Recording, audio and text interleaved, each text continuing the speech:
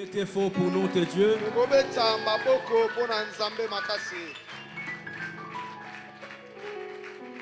On va profiter tel que nous sommes debout.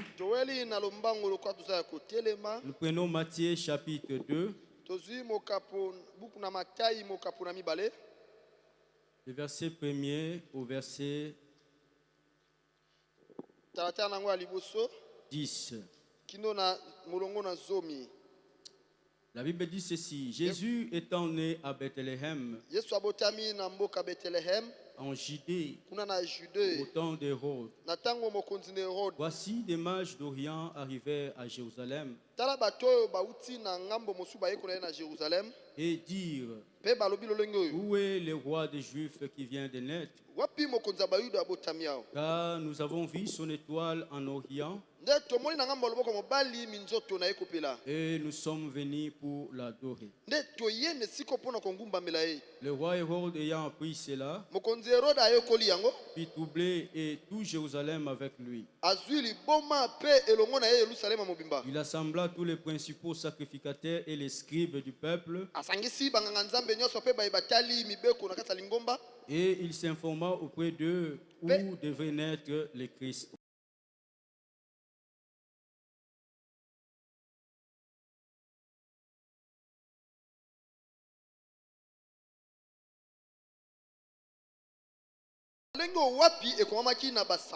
Et toi, Bethléem, terre de Juda, tu n'es certes pas la moindre entre les principales villes de Juda. Car de toi sortira un chef qui paîtra Israël, mon peuple. Je vais sauter le verset 9. Après avoir entendu le roi, ils partirent. Et voici qu'ils avaient vu en Orient marcher devant eux. Voici l'étoile qu'ils avaient vue en Orient marcher devant eux. Du lieu où était le petit enfant, elle s'arrêta. Amen. Amen. On peut s'asseoir.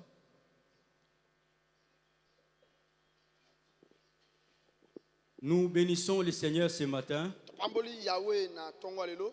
parce qu'il a permis que nous puissions partager avec vous cette parole.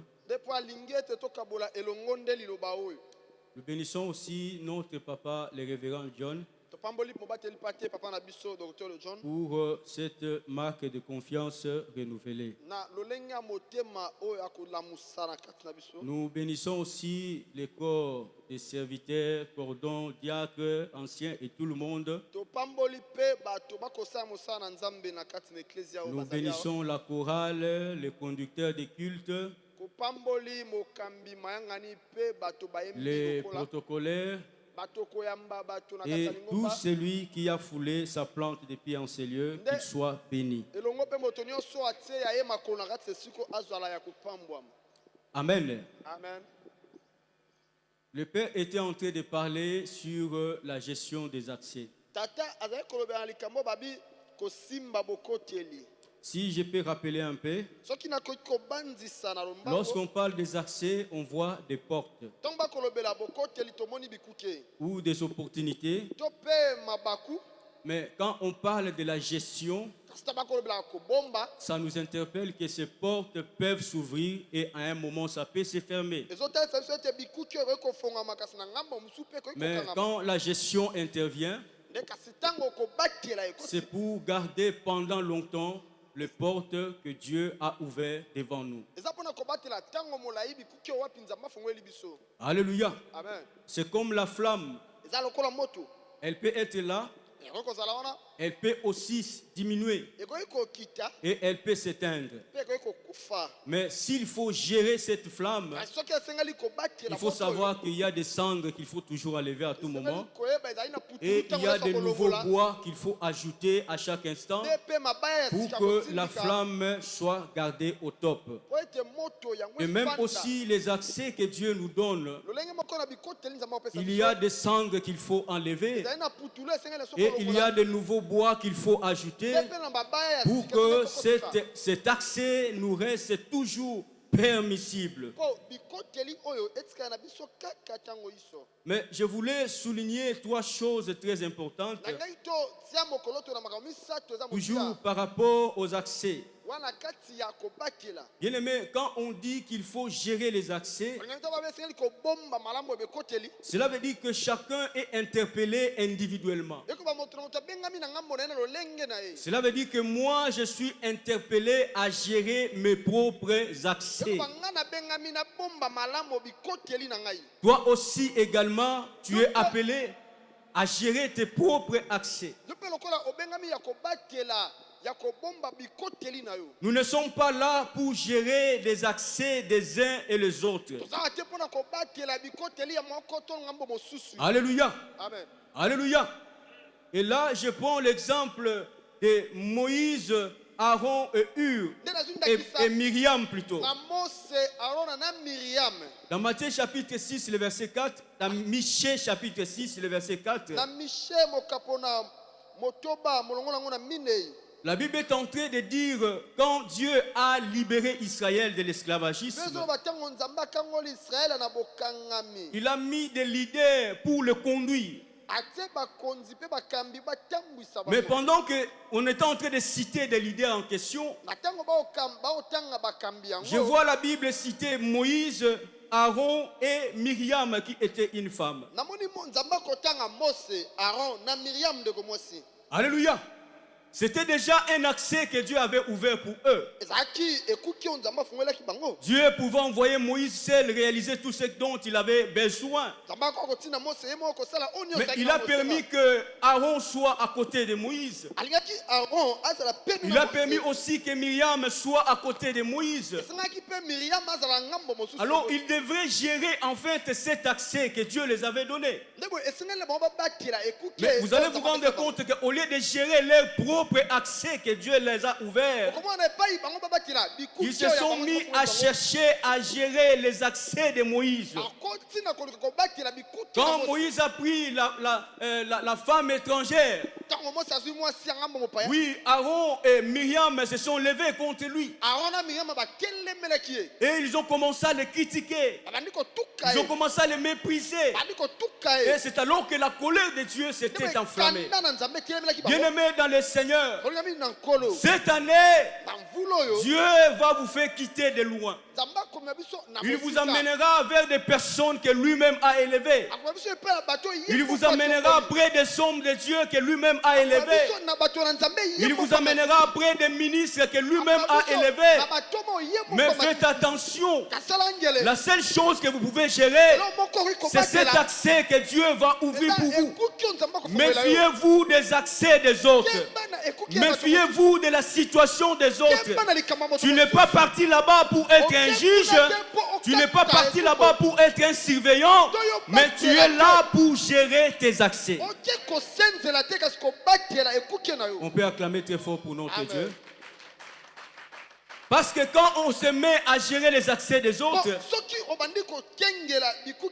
c'est ce qu'on appelle communément kisongi. Amen. Tu vas te mettre à juger ou à parler de choses que tu ne maîtrises pas. Alléluia. Alléluia. Alléluia. Amen. Alors que tu as aussi des portes à gérer pour ta famille. Pourquoi perdre ton temps à chercher à savoir qu'est-ce que l'autre a fait? Qu'est-ce que l'autre a dit? Comment il fait pour vivre? Comment il fait pour manger? Ça ne te concerne pas.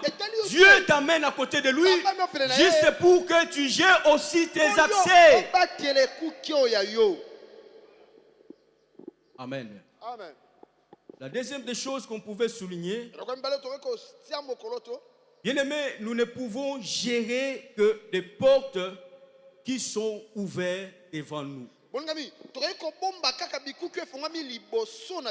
Si ces portes ne sont pas encore ouvertes devant vous, comment vous allez les gérer? Ou bien une porte qui était fermée depuis longtemps, comment vous pouvez les gérer? C'est une équation. Donc quand on parle de la gestion des accès, le Seigneur nous appelle au temps présent de voir quelles sont les portes que Dieu a mises ouvertes devant vous. Parce que l'année passée, il y a des portes qui se sont fermées. Ça peut être une porte de mariage qui s'était fermée. Ça peut être une porte de voyage qui s'était fermée. Mais si tu t'engages à gérer les portes qui ont déjà été fermées longtemps, vous allez rester dans les rancœurs dans le cœur. Alléluia. Amen. Alléluia. Alléluia. Amen. Alléluia. Amen. Dans son palais, tout s'écrie. Gloire. Dans son palais, tout s'écrie. Gloire. Dans son palais, tout doit crier. Des gens que Dieu peut mettre encore devant vous. Peut-être qu'ils seront encore plus meilleurs que ceux-là qui sont partis. Pourquoi vous allez rester en guerre contre celui-là seulement parce qu'il était ton ex? Alléluia. Amen. Jésus allait nous expliquer ces choses, mais Jésus n'avait pas d'ex.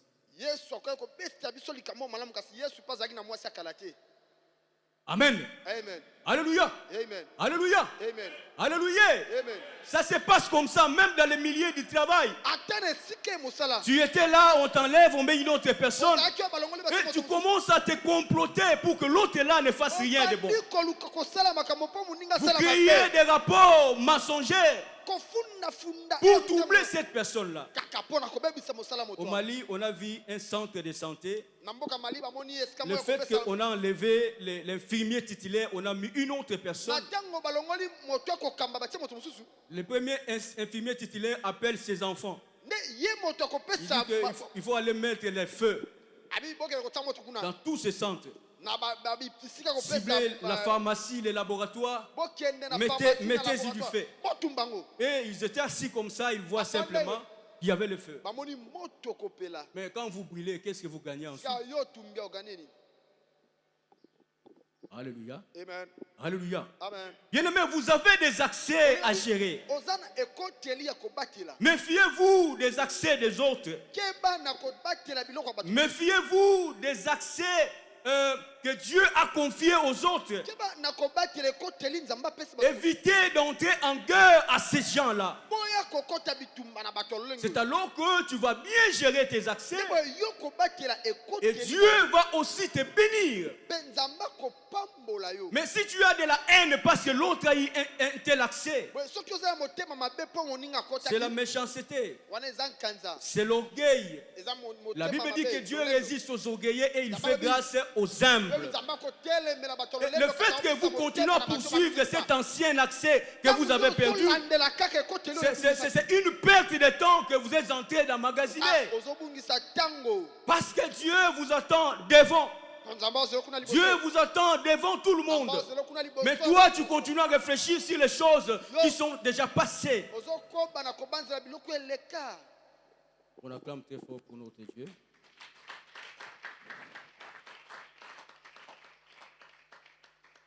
Mais dans le passage que nous avons lu, la Bible nous parle de la naissance de Jésus. Bien-aimés dans le Seigneur, c'est vrai que la mort et la résurrection de Jésus nous sauvent.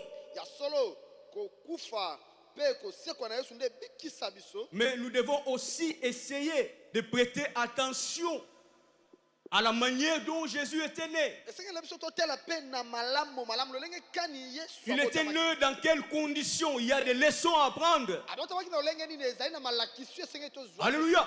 Amen. La Bible dit que Jésus n'était pas un enfant comme tous les autres. C'était un Dieu qui devrait naître. La Bible a parlé de lui maintes fois par des anciens prophètes. Parce que tous les prophètes de l'Ancien Testament, parmi les missions, ils devraient aussi parler de la naissance de Jésus. Cela veut dire qu'il n'y avait aucun prophète qui n'a jamais parlé de sa naissance. Eh bien, si quelqu'un pour qui sa naissance a été parlée par plusieurs personnes, Enfin, cette naissance-là devrait être très particulière. Ça devrait être très attendu. Que tout le monde attend vraiment voir celui-là dont la Bible a parlé. Celui-là dont les prophètes ont prophétisé. Celui-là dont les anciens ont parlé.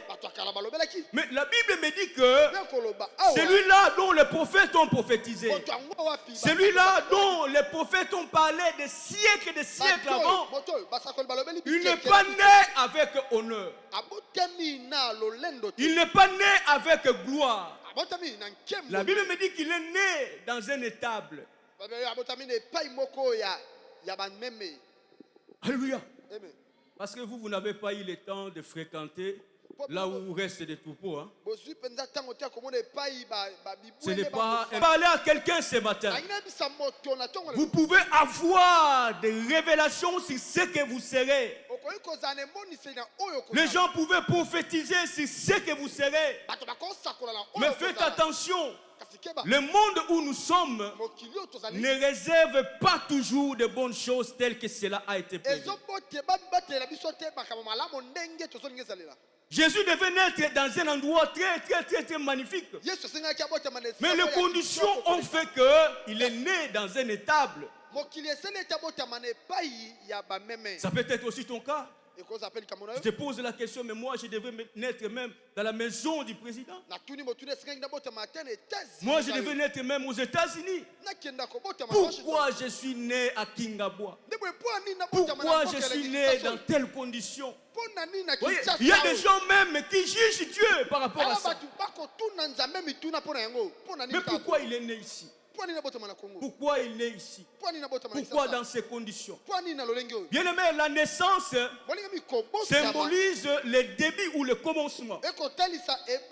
Ça peut être aussi pour toi cette année la manière dont ça a démarré. Tu te poses des questions, tu t'attendais à ce que toutes les portes s'ouvrent dès le 1er janvier.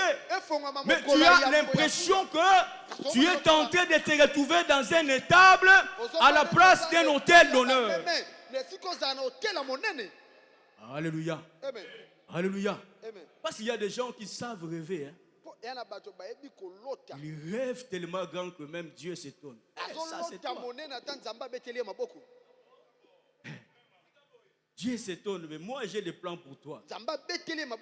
Mais ce que toi tu rêves là, ça va même au-delà.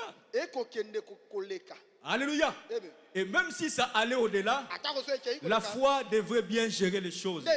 Parce que la foi nous permet non seulement de prendre ce que Dieu nous a donné, mais aussi de prendre au-delà de ce qu'il n'a même pas pensé nous donner. J'ai prié que quelqu'un soit un homme de foi ce matin. J'ai prié que quelqu'un soit une femme de foi ce matin. Au nom de... Mais la Bible me dit que quand Jésus est né, ni Jésus lui-même, personne n'a revendiqué. Je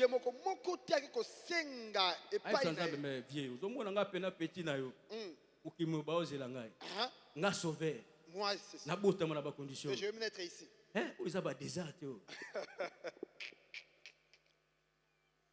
Amen. Jésus n'a rien dit. Ah ben, Jésus était tout petit, il ne pouvait rien dire. Peut-être sa maman pouvait se lever. Il dit, mais ange, toi tu m'avais apparu. Moi je ne t'ai pas demandé de m'apparaître, mais c'est toi qui m'as dit que celui-là sera appelé Emmanuel.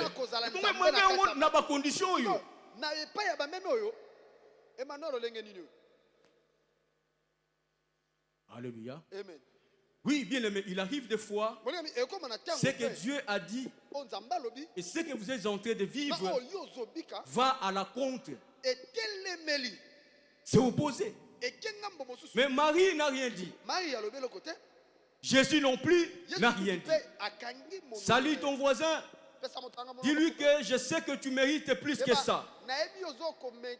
Mais dans ce que tu es en train de vivre, tais-toi.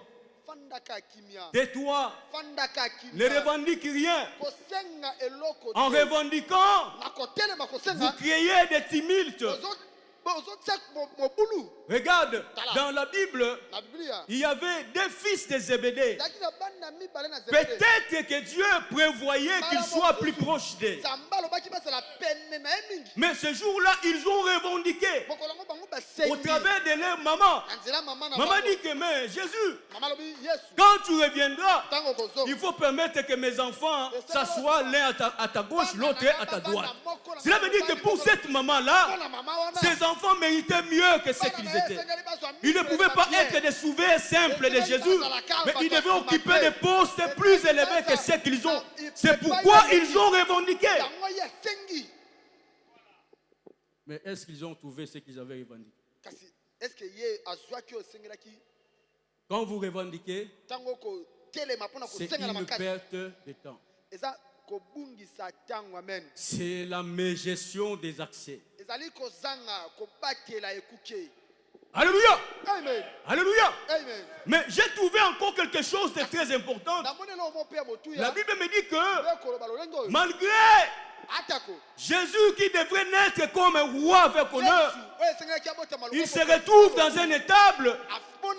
Malgré qu'il n'a pas revendiqué, malgré que sa mère non plus n'a pas revendiqué, mais le ciel a revendiqué pour Jésus. Le ciel a crié pour Jésus. Vous savez, la manière dont Jésus était né, c'était difficile de comprendre que c'était un roi qui était né. Alors il fallait que le ciel puisse parler. Et le ciel a parlé en laissant paraître une grande étoile. Et cette étoile-là s'est mise à briller. Elle était tellement particulière, cette étoile, que même les mages, ce ne sont pas n'importe qui. Ce sont des gens très intelligents. On les appelle même des savants. Cela veut dire que le fait d'être savant, c'était déjà un accès que Dieu les avait donné. Mais quand ils ont vu l'étoile, ils ont abandonné leur propre accès pour aller célébrer l'accès de celui qui devrait être sur le trône. Jésus est né humain, mais il lui manquait la gloire de Dieu. Il lui manquait la renommée dont les prophètes ont parlé. Mais Dieu s'est servi de l'étoile pour amener les mages qui ont quitté de loin. Et ils sont venus suivant cette étoile-là. Ils n'avaient pas entendu des informations. Personne ne les avait appelés pour les parler qu'il y a un roi qui vient de naître. Mais l'étoile les a informés qu'il y a un enfant qui est né. Mais cet enfant est différent des autres. Cet enfant est particulièrement différent que les autres. Alléluia. Amen. Bien-aimé dans le Seigneur, peu importe les conditions dans lesquelles tu es né, je prie ce matin que Dieu laisse lever une étoile. Une étoile qui brillera même à ton insu. Parce que Jésus ne savait pas qu'il y avait une étoile qui brillait. Marie non plus ne savait pas qu'il y avait une étoile qui brillait. Mais les mages de loin ont constaté qu'il y a une étoile qui annonce la gloire d'un roi qui vient de naître. Alors qu'est-ce qu'il fallait faire? Levons-nous là où nous sommes. Laissons tout ce que nous faisons. Allons honorer l'accès du roi qui vient de naître. Allons accorder l'accès royal au fils qui vient de naître parce qu'il est différent. Bien-aimé, je prie ce matin que les gens se lèvent de loin, que les gens quittent de loin, qu'ils prennent des avions, qu'ils prennent des bateaux, qu'ils prennent de n'importe quel moyen de transport pour arriver là où toi tu es. Parce que toi aussi, tu es un Jésus qui vient de naître. Tu es le Fils de Dieu qui vient de naître. Il faut qu'une étoile brille pour toi. Des fois tu te dis que mais est-ce que je peux à cause de la Jésus? Est-ce que moi je peux être Jésus, moi? Voilà, quand je regarde les étoiles, je vois dans l'Ancien Testament, la première fois quand Dieu parlait des étoiles, cela veut dire qu'après création, après autre chose, j'ai vu un certain Abraham dans Genèse chapitre 12. Et cet Abraham-là, Dieu lui a dit, Abraham, tu es stérile, mais moi je veux que tu deviennes le père des nations. Voilà, la vision de Dieu était qu'il fallait qu'il soit un père des nations. Mais les conditions du monde lui ont rendu stérile. Je répète encore, bien aimé, le monde ne te donnera toujours pas ce que tu mérites. Et ne perdez pas le temps à chercher à revendiquer. Cherchez plutôt qu'il y ait une étoile qui brille en ta faveur. Abraham n'a pas revendiqué, mais Dieu, tu m'appelles père de multitudes. Mais regarde, je n'ai pas d'enfant. Je n'ai pas ceci. Non, Abraham s'est levé. Il est parti. Quand vous revendiquez, c'est un signe de manque de foi. La foi, c'est quoi avant d'avoir vu. Vous n'avez pas vu des enfants, mais vous croyez que je suis un père de multitudes. Vous n'avez pas vu le roi, mais vous croyez que celui qui est né là, c'était un roi. C'est pourquoi même pour Abraham, il fallait les étoiles pour assurer Abraham que tu ne mourras pas stérile. Pour assurer Abraham que tu ne mourras pas abandonné. Bien aimé, je vous assure ce matin, il vous faut aussi une étoile pour vous interpeller, pour vous dire que vous ne mourrez pas tel que vous êtes. Vous ne terminerez pas là où vous êtes. Dieu a des accès nouveaux qu'il veut ouvrir pour vous. Et la Bible dit que quand Abraham est sorti, il est sorti d'abord avec son père. Avec son père et Lot. Abraham n'a rien vu. Alors il avait un accès qui l'attendait. C'est celui de devenir le père de... Vous savez, il y a d'autres accès que Dieu ouvrira pour vous certainement. Mais il veut que vous appreniez aussi la solitude. Alléluia. Amen. Abraham était tellement attaché à son père, il dit que non, papa n'a kotika été, on doit partir. La Bible dit que quand ils sont partis vers la fin de Genèse 11, c'est comme ça que son père est mort. Quand son père est mort, c'est alors que Dieu lui apparaît. Quand Dieu lui a apparu, il ne lui a pas parlé directement des étoiles, mais il lui a dit que quitte cet endroit. Va là où je t'emmènerai et c'est là que je rendrai ton nom grand. Abraham, par pitié, il a pris encore l'autre. Ils sont partis. Je rappelle encore que il y a d'autres portes d'accès qui ne s'ouvriront que quand vous maîtrisez bien la solitude. Dis à ton voisin la solitude. Dieu a plus besoin de toi individuellement qu'en masse. Parce que le christianisme n'est pas une religion de foule ou de masse. Mais chacun d'une manière individuelle doit rencontrer la croix de Jésus. Si vous n'apprenez pas à rester seul dans certains moments, vous allez rater aussi des meilleures des portes que Dieu a vues devant vous. Alléluia. Alléluia. La Bible dit que quand Lot et Abraham se sont chamaillés, tout ça là, ils se sont séparés. Lot est parti vers Sodome et Gomorrhe et Abraham est allé de l'autre côté. La Bible dit que la nuit là, la même nuit là, Dieu a apparu à Abraham dans un songe. Et ce qui m'étonne, Abraham cherchait des enfants, mais Dieu lui fait voir les étoiles, s'il vous plaît. Il lui amène, il dit qu'il faut compter les étoiles. Abraham dit que je ne peux pas compter les étoiles. Et Dieu lui dit que voilà, si tu n'arrives pas à les compter, c'est de cette même manière que sera grand et nombreux ta postérité. Alors qu'Abraham cherchait des enfants, Dieu voyait des étoiles. Bien-aimés dans le Seigneur, je vous informe ce matin, avant d'être ce que vous êtes là, vous êtes d'abord une étoile. Dieu vous voyait comme une étoile. La Bible dit que 400 ans plus tard, 400 ans avant, Abraham n'avait pas d'enfant, mais il voyait les étoiles. Parce que les étoiles rassuraient que il y aura réellement des enfants qui naîtront. J'informe à une femme qui cherche des enfants ce matin, même si tes yeux ne voient pas des enfants, regarde dans le ciel, il y a toujours des étoiles. Sors-toi, des fois la nuit, regarde le ciel. Tu verras qu'il y a toujours des étoiles qui sont là. Elle te rassure que le Dieu qui a fait promesse est fidèle.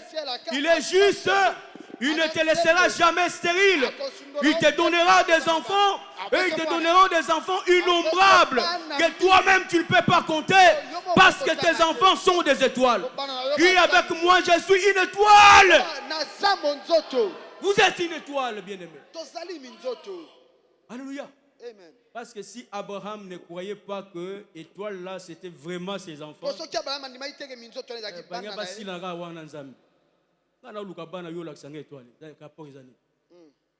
et parce qu'Abraham savait que nous sommes des étoiles, il a cru. Et cela l'a conduit à vivre la main de Dieu dans sa vie. Deuxième endroit où on parle des étoiles, je vois aussi rapidement dans le livre de Genèse, je crois 49, lorsqu'on parle de Jacob, de Joseph plutôt et ses rêves. Joseph, quand il a vu dans ce songe, il n'a jamais vu des gens. Le premier rêve, il a vu des herbes de récolte. Pour lui, c'était debout et le reste, ça fléchissait. Il fléchissait devant lui.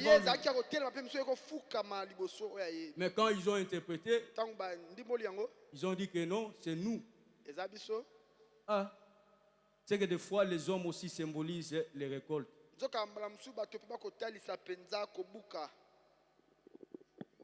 Amen. Amen. Alléluia. Amen. Alléluia. Amen. Et il prend le deuxième rêve où il voit maintenant la lune et les étoiles 11 en train de se prosterner devant lui. Et quand il a vu ça, il a parlé à ses parents. Ils ont interprété que cela veut dire que nous, tes parents et tes frères, nous venons encore nous prosterner devant toi. Lui voit les étoiles, mais pourquoi vous vous dites que c'est vous? Parce que les enfants représentent une étoile. Alléluia. L'étoile n'est pas toujours pour Jésus. Même les descendants d'Israël étaient des étoiles. Même les frères de Joseph étaient des étoiles. Et par ricochet, je dis que toi et moi aussi nous sommes des étoiles. Nous avons des étoiles qui nous représentent et qui fait que nous soyons identifiés spirituellement. Mais écoute bien aimé dans le Seigneur, quand le monde t'humiliera, quand le monde ne te donnera pas ce que tu mérites, ne passe pas le temps à revendiquer. Tu es une étoile. Brille seulement. Brille seulement. Crie que ton étoile brille. Si ton étoile brille, le respect viendra automatiquement. Les gens viendront se prosterner devant vous. Oui, regarde, les mages ont quitté loin. Ils ne sont pas partis main vide.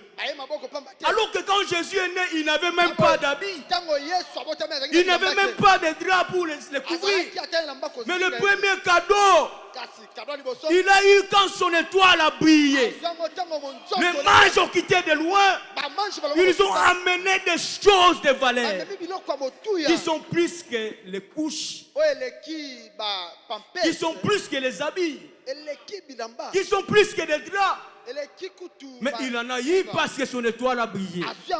J'ai prié ce matin que Dieu laisse briller l'étoile d'une maman ce matin. J'ai prié ce matin que l'étoile de quelqu'un puisse briller et que les gens les constatent de loin. Et quand ils vont les constater d'eux-mêmes, qu'ils quittent les aspects, qu'ils quittent les postes, qu'ils viennent jusqu'à là où vous êtes pour se prosterner, pour vous offrir des miracles, pour vous offrir des choses précieuses. Au nom de... Mais la Bible me dit que même pendant que ces mages s'élevaient pour aller, le monde n'était pas toujours content. Il y avait un Hérode qui voulait s'enquérir de la situation. Mais lui ne voulait pas savoir pour encore aller adorer. Mais lui cherchait des informations pour étouffer cette étoile. Il savait que cette étoile-là brillait parce que cet homme, cet enfant était encore en vie. Il fallait le faire mourir pour que cette étoile-là disparaisse à jamais. Mais je t'informe qu'ils ont encore commis une très grande erreur ce matin. Parce que ta vie n'est pas entre les mains d'un homme. Ta vie n'est pas entre tes propres mains. Sinon tu peux te fatiguer et l'abandonner. Mais ta vie est entre les mains de Dieu. Ta vie est entre les mains du Seigneur. C'est lui qui décide si la fin et le commencement de chaque vie. Il t'a donné la vie quand tu étais né. Il te conserve encore. Il te garde encore. Et pendant qu'il te garde, sache qu'il y a une étoile qui brille déjà. Il y a une étoile qui crie déjà. Il y a une étoile qui brille déjà.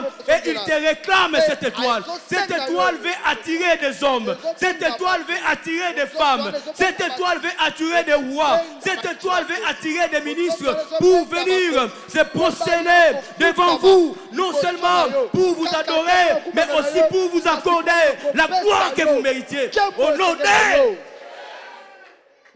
Hérode a posé des questions sérieuses pour savoir depuis quand cette étoile a commencé à briller. Et on l'a informé, on l'a dit que non. C'est depuis autant. Avant qu'il ne pose ça, il pose d'abord la question, où est-ce que le roi devrait naître? Bien aimé, parce que tu es une étoile, il y a des agents de l'année spirituelle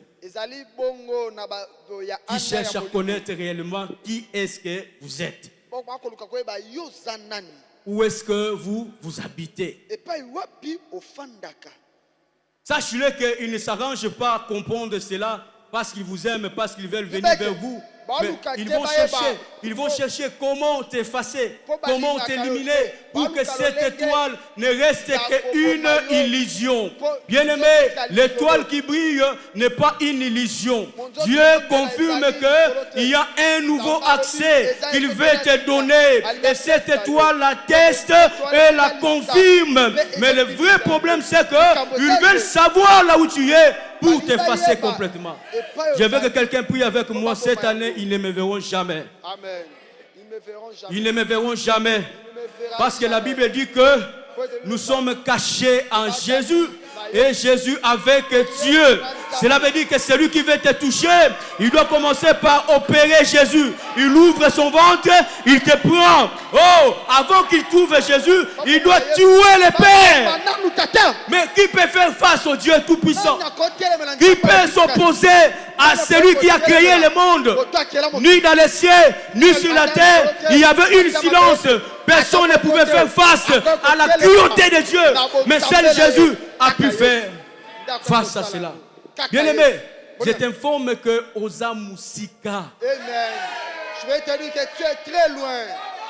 Osa Pembenité. Tu n'es pas tout proche de. Tu n'es pas dans les poches. Pas dépenser on dirait balingi. Tu es caché en Jésus et Jésus en Dieu. C'est pourquoi quand Hérode a commencé à mener des enquêtes négatives, qu'est-ce que Dieu a fait? Il a caché l'étoile.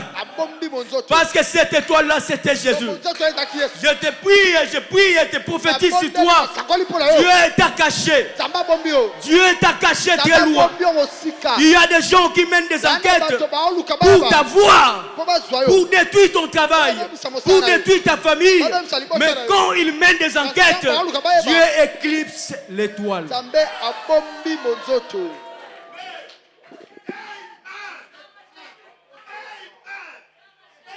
Alléluia. Amen. Alléluia. Amen. La Bible dit que quand les mages ont quitté Hérode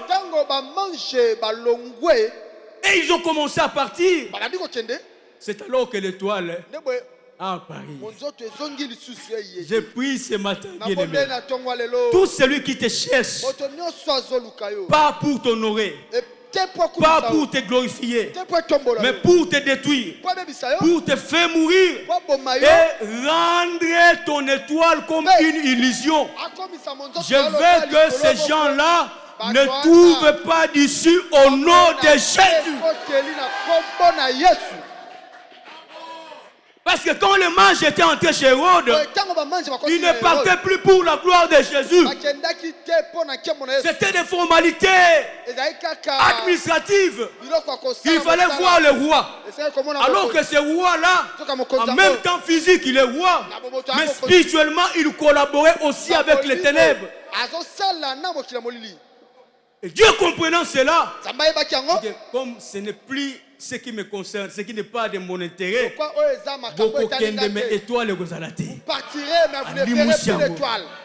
j'informe quelqu'un que des fois tu n'as plus remarqué ton étoile à un moment donné, c'est parce que Dieu l'a éclipsé.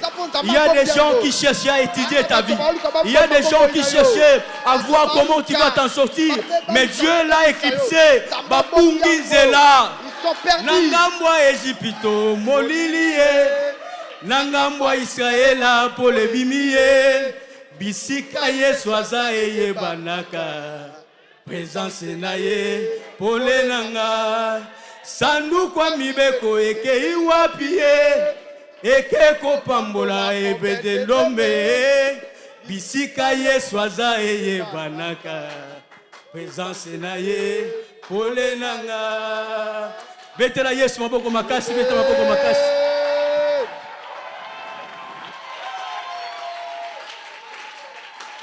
Et quand ils sont sortis de Hérode, ils sont partis voir Jésus. Ils ont apporté la gloire qu'ils avaient réservée. Mais ils avaient eu une instruction. Partez, voyez là où il est. Et venez nous informer.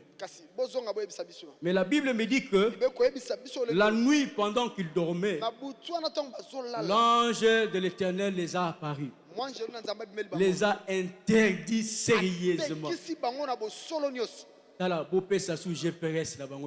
Écoute, géolocalisation na bango. Pour qu'il ne place bien aimé, ce matin, Dieu interdit à un groupe de gens qui veulent ta mort, un groupe de gens qui veulent ton humiliation.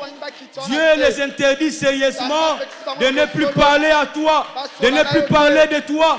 Je me rappelle, quand Jacob sortait aussi, il fouillait Laban pour aller. La Bible dit que Laban s'est mis à le suivre avec colère parce qu'il ne voulait pas remercier, il le remerciait. Il ne voulait pas lui dire au revoir. Mais il se disait dans son cœur que si je le voyais, je vais arracher mes enfants, je vais arracher mes biens, il va rentrer main vide. Bien aimé, c'est ce qu'ils se disent en te poursuivant. Mais ce matin, la Bible dit que la nuit, l'ange apparut à Laban. Et il lui interdit sérieusement. Il dit que quand tu vas arriver, je sais que tu vas rencontrer Jacob. Mais garde-toi de dire ni en bien, ni en mal contre Jacob. Je le commande ce matin. Gardez-vous de dire ni à bien, ni à mal contre la maison du potier. Gardez-vous de dire en bien ou en mal contre notre révérend. Allez, je veux que chacun puisse mettre aussi son nom, disant que gardez-vous de ne rien dire, ni en bien, ni en mal, contre ma vie, contre mes enfants, contre mon foyer, contre ma maison, contre mes enfants, contre mon avenir, contre mon étoile. Gardez-vous, ne disez rien, ni en bien, ni en mal. Au nom de... Ni en bien, ni en mal, contre mon boulot, contre mon avenir. Amen. Papa, ko bandela la maison du potier on a été. Aïe aïe aïe. Ko bandela no parti on a été la maison du potier. Ko bandela la maison du potier. Bandela wana. On recommence. Voilà. Quel est mon bango konde? Bon, je vais voir les enfants de maison du potier s'ils sont là. Le Seigneur a dit à Laban. Amen. Gardez-vous mi batela de dire yakoloba en bien na malamu ou en mal na mabe contre la maison du potier. La maison du potier. Ah. Peut-être que vous ne comprenez pas. Allez demander à Balak et Balaam qui se sont entendus. Balak a payé des frais. Il a ramené Balaam de loin. Il lui a amené jusqu'au Moab. La mission de Balaam était de dire des choses qui vont bouleverser la vie des enfants d'Israël. Mais le Dieu d'Israël, il ne somnole ni ne dort. Il disait, garde-toi Balaam. Peu importe tes sacrifices, mais tu ne diras que ce que moi je te dirai. Ils se sont complétés. Balaam a pris l'argent, il a mis dans sa poche. On l'a acheté les billets d'avion. Il est venu. Cela veut dire que même sa maison s'était déjà bien équipée. Il est venu faire son affaire. Il est venu ne pas venir chercher l'argent. Pour que comme il est reconnu comme spécialiste en mauvais sort. Comme étant un spécialiste pour dire du mal aux gens. Qu'il vienne, quand il dit le mal, ça touche. Quand il dit sois béni. Quand il te dit c'est lui Balaam. Et ils sont là. Sa malédiction ne rate jamais. Ses mauvais sorts ne ratent jamais. Malgré qu'on l'a payé. L'homme avec mon bongo na bango kende pas. Bongo na bango kende pas. Mouloyo. Ata bengi muto uti États-Unis. Ata uti France. Auti mipuka. Aïe. Na spécialité. Yakoloka yo. Yakoloka ndaku na yo. Ce matin. Nous les interdisons de dire ce qu'ils se sont entendus. Au nom de Jésus. Ils vont se retrouver qu'il est venu. Il est venu pour envoûter. Là où il fallait dire mort. Il va dire la vie. Il s'est trouvé que Balaam commençait à ajouter même des jours que Dieu n'a pas ajouté. Alléluia. Ils veulent que tu meurs aujourd'hui. Mais pendant qu'ils ouvrent leur bouche pour dire que meurs, Dieu est celui qui change la mort à la vie. Dieu est celui qui est venu accepter de mourir sur la croix pour prendre ta honte, pour prendre ton humiliation, pour que personne d'autre ne puisse vous vilipender, pour que personne d'autre ne vienne vous mépriser. Ce matin, à dater de ce matin, tout celui qui est mandaté pour changer ta joie en malheur, tout ce qu'il dira dans sa bouche tombera sur ton avantage.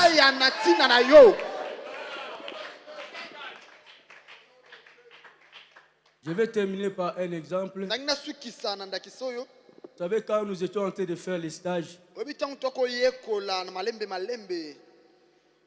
on était arrivé dans un service où les gens mouraient chaque jour. C'était la réanimation.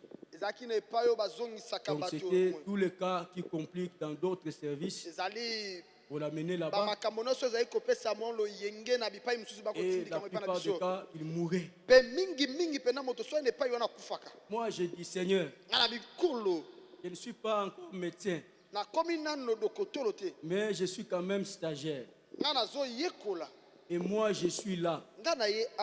Pourquoi ces gens doivent continuer à mourir de cette manière? Bien-aimé, vous savez que quand Dieu ouvre des portes d'accès, c'est pas seulement pour toi. Et c'est aussi pour que les autres vivent à côté de toi. Mais comment expliquer? Moi, je suis un enfant de Dieu. Je suis ici, je fais mon stage. Mais chaque jour, il y a des morts. On a battu un record jusqu'à avoir 16 morts dans une nuit.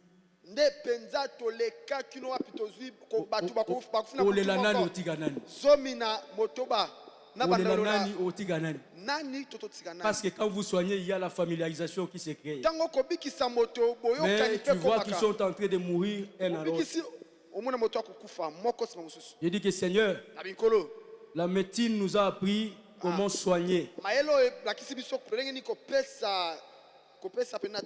Mais ils ne nous ont pas enseigné comment guérir. On n'a pas eu un cours, hein? L'art de guérison. L'art de soigner. On te donne des principes. Fais ça, fais ça, fais ça. Abika, Akufa et Taliote. Bien aimé, je me suis mis à prier, à prier, à prier.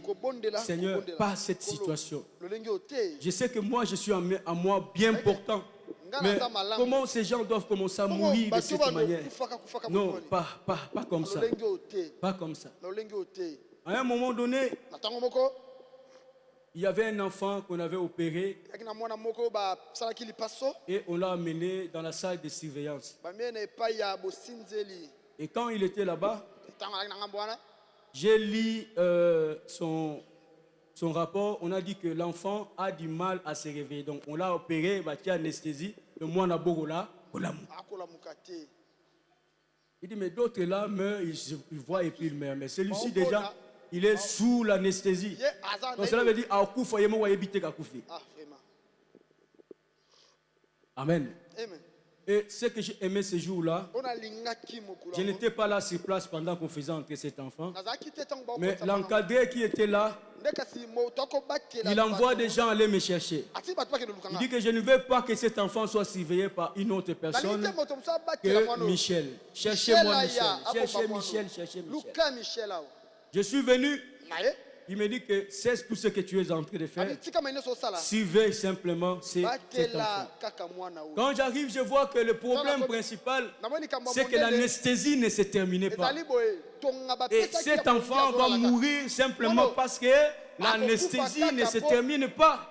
Quelle injustice le monde nous réserve. Une fille innocente, il avait pratiquement 8 ans ou 9 ans. Et comme c'était une salle fermée, j'ai commencé à chanter des louanges. Il dit que Seigneur, toi tu donnes la vie même aux ossements desséchés. Mais cet enfant, il n'est pas encore ossements desséchés. Il a encore sa chair, il a encore son sang, il a encore ceci, il a encore cela. Il faut que cet enfant revienne à la vie. Et pendant que je disais ça, le Seigneur me fait voir dans une vision que cet enfant-là, il y avait déjà quelqu'un qui était en train de partir avec lui. Tu vois comment les gens meurent dans les hôpitaux? Ah, ils ont un Nzambe, ils ont un Nzambe. Alors qu'il y a des scènes qui se font seulement parce qu'ils ont vu l'étoile. Bien aimé, quand j'ai vu ça, j'ai commencé à prier au nom de Jésus. Au nom de Jésus. Au nom de Jésus. Au nom de Jésus. Après, je l'ai appelé.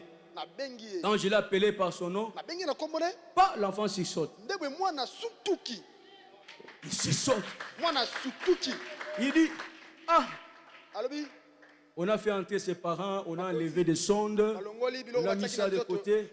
L'enfant est en train de dire à sa maman que c'était moi qui l'avais opéré. Alors que moi, mon stagiaire, Mais lui voit que c'est moi qui l'ai opéré. Je me suis demandé, Seigneur, beaucoup sont morts. Tu ne m'as pas donné l'opportunité d'intercéder. Mais pourquoi seulement cette jeune fille? Il me dit que c'est l'affaire des étoiles. Si l'étoile brille, même quand on va chercher à vous enterrer, votre corps va tomber. Il va rouler, jusqu'à rencontrer les ossements d'Élysée. Et ils seront étonnés qu'ils vous ont abandonné, mais vous sortez courant avec eux, marchant avec eux, et ils ne sauront pas quoi faire. Dans ce pays-là, mais il est vivant. Nous avons voulu l'enterrer, mais ton étoile a crié. Bien-aimé, ce matin, je prie que ton étoile brille. Même si on voulait t'enterrer, même si on voulait t'espacer, même si on voulait t'éliminer complètement, que ton étoile crie à ta faveur. Va se retrouver que Kunda place pesaka kufa yozubo mo inakata kunda yozubo mo inakata na humiliation yozubo mo inakata échec au nom de Jésus. Mets-toi debout, on va prier.